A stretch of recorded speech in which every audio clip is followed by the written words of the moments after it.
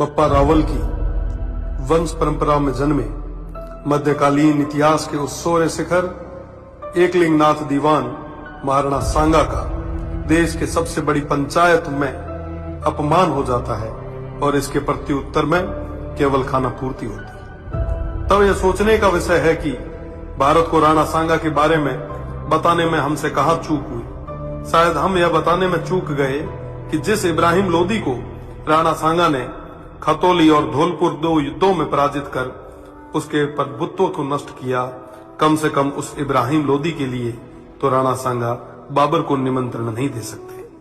1519 में गागरोन के युद्ध में मालवा के सुल्तान महमूद खिलजी को 3 माह बंदी बनाने वाले, ईडर के युद्ध में गुजरात के मोहम्मद शाह की सेना को पराजित करने वाले, दिल्ली, मालवा और गुजरात की संयुक्त सल्तनतों को हराने वाले तत्कालीन भारत के शक्तिशाली शासक राणा सांगा को कहां जरूरत है किसी विदेशी को आमंत्रित करके सहायता लेने की। दौलत खान लोदी जैसों के निमंत्रण पर आए बाबर के विरुद्ध मेवाड़ के आसपास के शासकों ने राणा सांगा के झंडे के नीचे बाबर जैसे आक्रांताओं से लोहा लिया।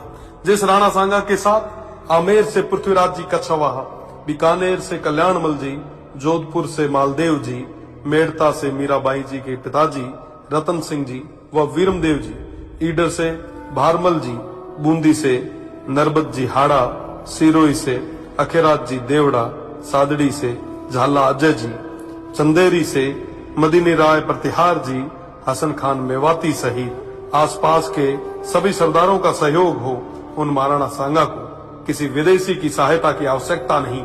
इस संयुक्त मोर्चे के बल पर राणा सांगा तत्कालीन भारत के सबसे शक्तिशाली शासक बने। फलस्वरूप स्वयं बाबर ने राणा सांगा को अपना सबसे बड़ा शत्रु बताया। राणा सांगा ने इस संयुक्त मोर्चे के बल पर बाबर को बयाना के युद्ध में पराजित किया और बाबर की सेना को भागना पड़ा। इसी भागती सेना के मुगल जनरल मंसूर बरसाल लिखते हैं कि राजपूत मृत्यु के देवता हैं और वो हमारी तरह युद्ध से मैदान से भागते नहीं हैं। खानवा के युद्ध में बाबर के हरावल दस्ते को बुरी तरह नष्ट किया गया। इस युद्ध में क्षत्रिय तलवारों का पहली बार तोपों से सामना हुआ। उन तोपों को नष्ट करने के लिए वीरों ने अपने सिर तोपों में देके उन्हें नष्ट किया। आज भी यह खानवा गांव महाराणा सांगा के नेतृत्व में इन देशभक्त सूरवीरों के राष्ट्र व धर्म की रक्षा विदेशी आक्रांताओं बाबर और उनकी सेना से युद्ध करते हुए प्राणोत्सर्ग करने का साक्षी है। राणा सांगा न केवल